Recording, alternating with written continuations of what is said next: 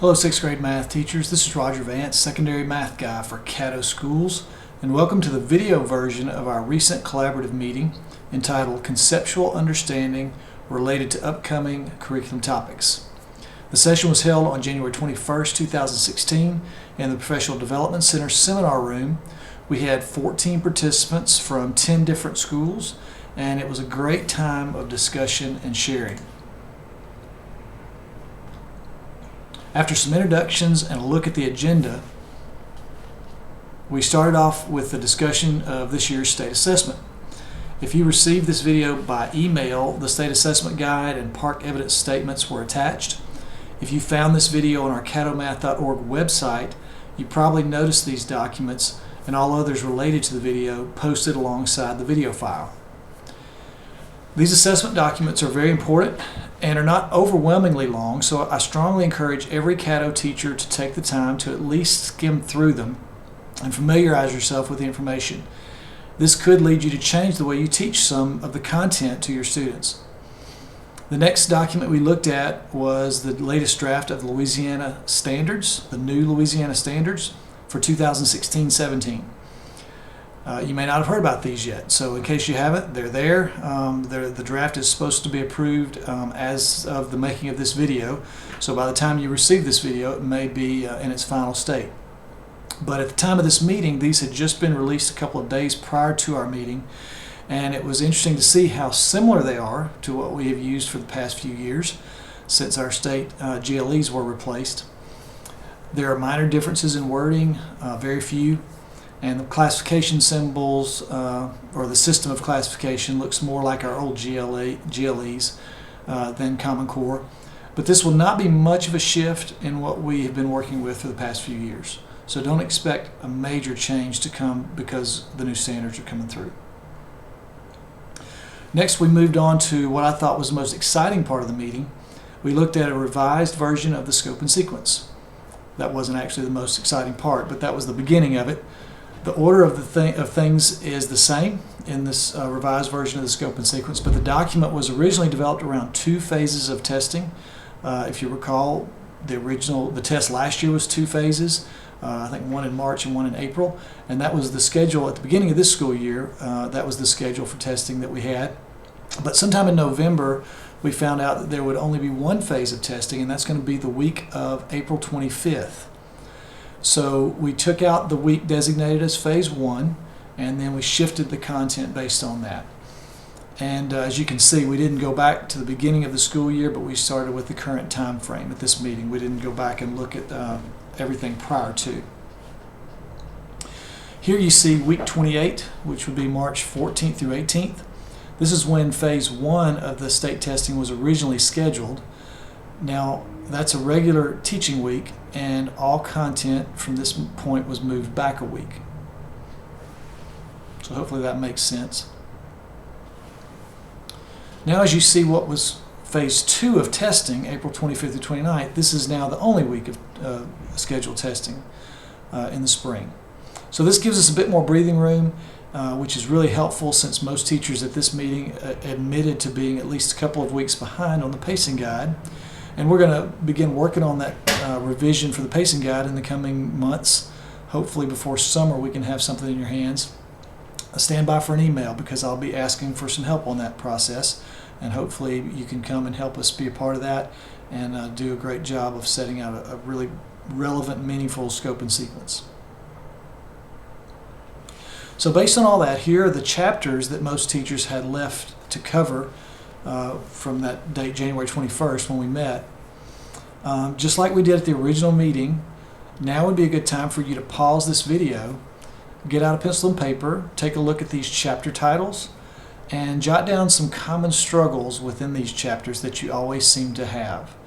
I wasn't sure how that question was going to go over in the meeting, but as soon as I asked the question, instructed teachers to think about common struggles related to these topics, things just started coming to mind. So I'm sure that'll happen with you.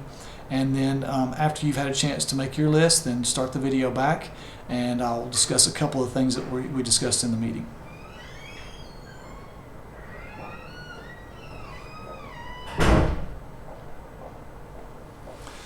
Okay, so hopefully you paused the video and took a minute to think about that. At the meeting, after some discussion among small groups of teachers, we spent most of the remainder of our time discussing some of those common struggles and sharing strategies that teachers have found to be helpful. We also had some conversation about conceptual understanding, which, by the way, was the title of the meeting, so that was good.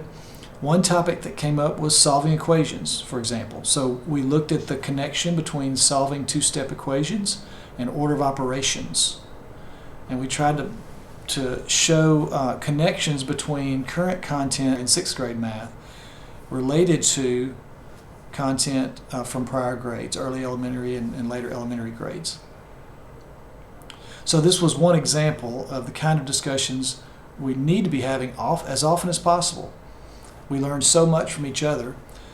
There were also some strategies shared for writing expressions from word problems that seemed to be a very common problem, which any of us who've taught any length of time would have known that. But that discussion was also very helpful. And this is the part that I hope to document and even video at future meetings so the information can be shared with everyone.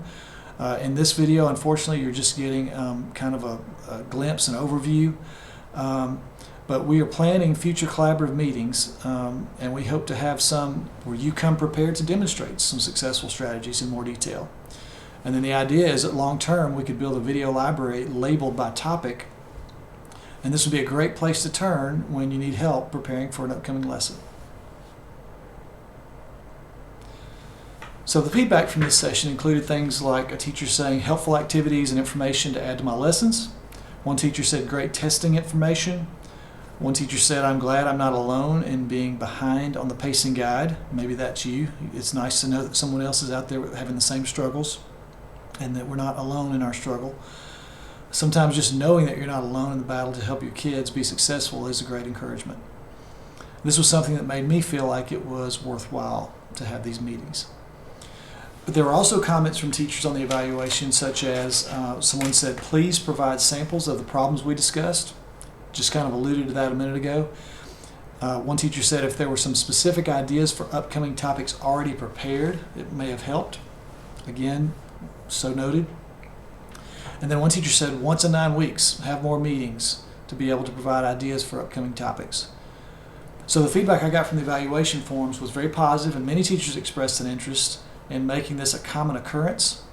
As we plan future PD opportunities, I'll be thinking about those kinds of things. I hope that all of our meetings that we have here in Caddo for teacher development will be collaborative, where you don't just come to listen, but you come to share.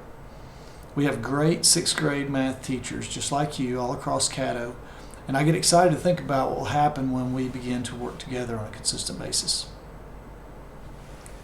So thank you for watching. Please use the documents that are connected to this video, those state assessment documents and the revised scope and sequence for 6th grade math.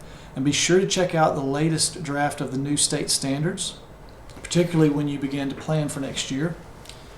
Also, please email me anytime if you think of a suggestion, concern, need, or anything at all that might lead to benefit your kids at your school, which if it benefits yours, it most likely will help a teacher at another school in the district. So please be willing to share. Oh, and one more thing. If you would like to receive a CLU credit for viewing this video, please go to caddomath.org/math-pd. It's there on your screen. And click on the evaluation link associated with this video file. Once you've completed your evaluation, you'll need to send me an email at rvance@caddoschools.org. And the subject line, all you need to do is put a subject line. You don't have to write a message. Just put on the subject line 6th grade evaluation. It says on the slide there's 6th grade PD evaluation, but 6th grade evaluation will do. Then I'll know to go and look up your evaluation and make sure it's there, and I will be able to send you a CLU certificate, either by email or gray box or however I can get it to you. So thank you for watching. I hope to see you soon. Take care.